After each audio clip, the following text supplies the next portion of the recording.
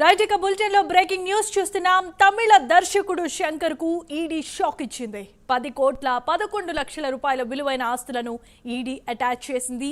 తన పుస్తకం నుంచి రోబో సినిమా కథ కాపీ కొట్టారని తమిళనాథన్ అనే రైటర్ ఎగ్మోర్ కోర్టుకు వెళ్లారు. కోర్టు కేసు ఆధారంగా ఈడీ ఆస్తులను అటాచ్ చేసినట్లుగా తెలుస్తోంది.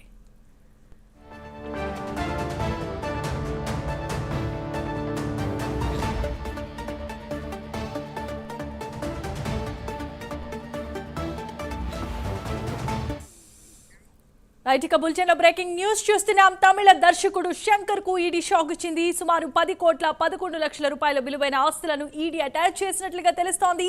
తనకు పుస్తకం నుంచి రోబో సినిమా కథను కాపీ కొట్టారంటూ తమిళనాథన్ అనే రైటర్ ఎగ్మోర్ కోర్టుకు వెళ్లారు. కోర్టు కేసు ఆధారంగా ఈడీ ఆస్తులను అటాచ్ చేసినట్లుగా తెలుస్తోంది. ఇదే అంశానికి సంబంధించి మరిన్ని అప్డేట్స్ అందించడానికి తిరుమల నుంచి మా కరెస్పాండెంట్ సునీల్ సిద్ధంగా ఉన్నారు. సునీల్, చెప్పండి. మొత్తం మీద ఏదైతే తమిళ దర్శకుడు ఏదైతే శంకర్ కి ఏదైతే ఈడీ షాక్ ఇచ్చింది, ముఖ్యంగా ఏదైతే 2011 అంటే సుమారు రోబో చిత్రం రిలీజ్ కి ముందు రోబో కథకు సంబంధించి తన కథ నుంచి కాపీ కొట్టారని చెప్పి రచయిత తమిళనాథన్ దాఖలు చేసిన ఫిర్యాదు ఇప్పటికీ కోర్టు తీర్పు ఇచ్చినట్లయితే తెలుస్తుంది. ప్రధానంగా చూసుకున్నట్లయితే జిగుబా అనే కథ నుంచి రోబో చిత్రానికి సంబంధించి కథ వాడుకున్నారని చెప్పి అప్పుడు ఆయన తమిళనాథన్ ఆయనపై చెన్నై లోని ఎగ్మోర్ కోర్టులో కేసు నమోదు చేశారు. ఆయనపై కేసు వేయడం, ఇప్పుడు ఈడీ దానిపై ఆ కేసుపై ఆయన ఆస్తులు 3 ఆస్తులకు సంబంధించి 10.11 కోట్లు విలువ చేసే ఆస్తుల్ని ఈడీ అటాచ్ చేసింది.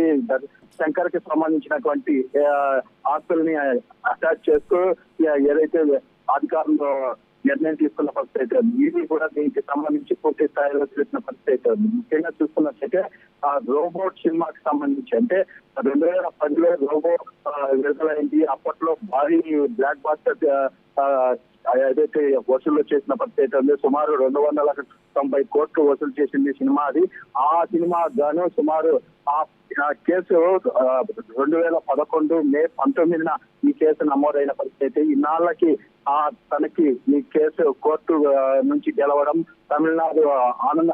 తమిళనాథన్ ఆనందం వ్యక్తం చేస్తున్న పరిస్థితి ఉంది. దీనికి సంబంధించి ఈడీ అటాచ్ చేయడం ఆయనకు ఆనందం అని చెప్పారు. ముఖ్యంగా ఎందుకంటే ఈ జిగుబా అనే ఎతిరాన్ సినిమాకి మధ్య అద్భుతమైన సారథ్యాలు గుర్తించారని చెప్పేసి ఇటు ఫిల్మ్ అండ్ టెక్నాలజీ ఇన్స్టిట్యూట్ లో దీనిపై STII యొక్క స్వతంత్ర నివేదిక ఇవ్వడంతో దీనికి పూర్తి స్థాయిలో కోర్టులో తీర్పు వచ్చిన పరిస్థితి ఉంది. ముఖ్యంగా ఎందుకంటే ఈ చిత్రం రచయిత రూపొందించినటువంటి ఆ కథ నుంచి వచ్చిందని పూర్తిగా తేలడంతోనే ఈ రోజు సెక్షన్ అంటే 1957లో సెక్షన్ 63ను ఉల్లంఘించినట్లు ఇప్పుడు కోర్టు తీర్పు ఇవ్వడం, దానిపై ఆ ఆధారంతో ఈడీ కేసులు అటాచ్ చేసిన పరిస్థితి ఉంది. దీనికి సంబంధించి మరిన్ని వివరాలు కూడా అతి త్వరలో వెల్లడించే అవకాశం ఉన్నట్లయితే తెలుస్తుంది. Jemimah, thanks for the update Sunil.